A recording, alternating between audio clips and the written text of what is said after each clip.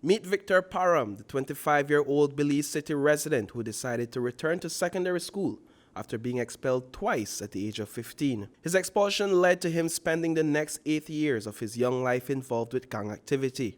Parham was born and raised in one of the most notorious areas on Southside Belize City, known as 123rd. He has borne witness to numerous acts of violence.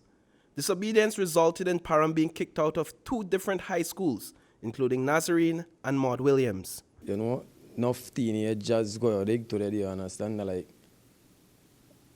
I'm like it and I think you check and like, just shoot away, you know, when you're young and I think you behave unruly at times and stuff like that. Make me up get expelled for Nazarene, check and I'm decide like figure back to Maud Williams and I think you check, but I'm do like 1 month, I may not get expelled again, you check. So that's the reason why, you know, like I just stop the dig and then me up on the street for 8 years. Parham says he initially gave up on finishing high school because he believed that his parents could have put his tuition to better use. A number of his relatives have fallen victim to gun violence over the years. In July 2016, Parham was walking along with his cousin, Devin Parham, on Cemetery Road when a gunman approached them and unleashed a hail of bullets in their direction. Devin Parham was shot 9 times. He died on the spot.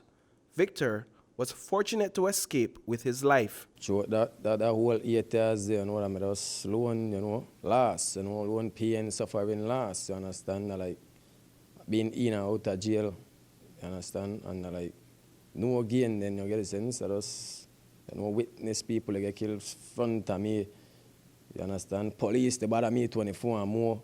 You know, stuff like that. So all then never I go through my experience, my past experience, like then they motivate me or check for us, you know, like the different stuff in order to get different results. Parham says his return to school 8 years later was motivated by his stepmother, his 2-year-old daughter, and his 9-year-old stepson.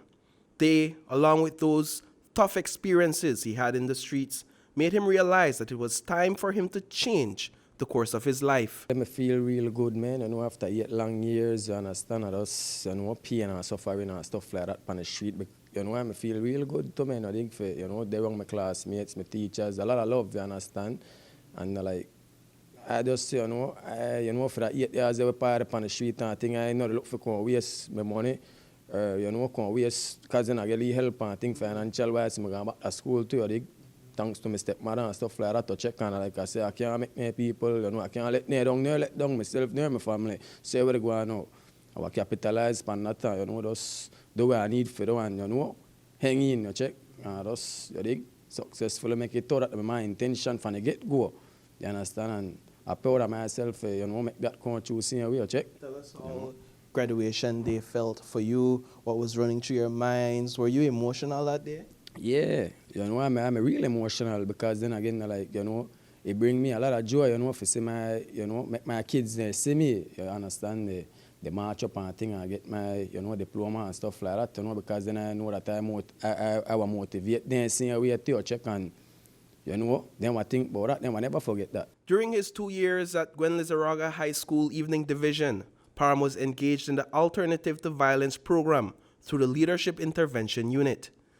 The Alternative to Violence program focuses on violence interruption and building anger management and mediation skills. William Dawson, the chairman of LIU, has been at Parham's side in this leg of his journey. I'm very happy that Channel 5 chose to highlight Victor's story. I think we focus too much on the negatives, and stories like these should be inspirational to those young men who believe that they can't make it out. We hear this so often that young men and women are disappointed, you know, they're not focused on trying to be better, but when you have stories like these, I'm sure that it can inspire and motivate some young man or young woman out there who said, I can't do it, and that's the takeaway from all of this. I learned a lot of stuff too, man, you understand?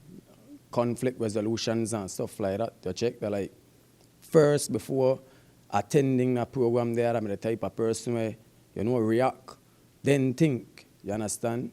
But after attending the program, I successfully completed it, like, you know, it make I watch life, view life different then, you understand? Like, for every decision I make today, you know, I think before, you understand, react. Parham shared some insight for those who may have had experiences similar to his and are inspired by his story. I just want to understand that, just believe in yourself to man, check.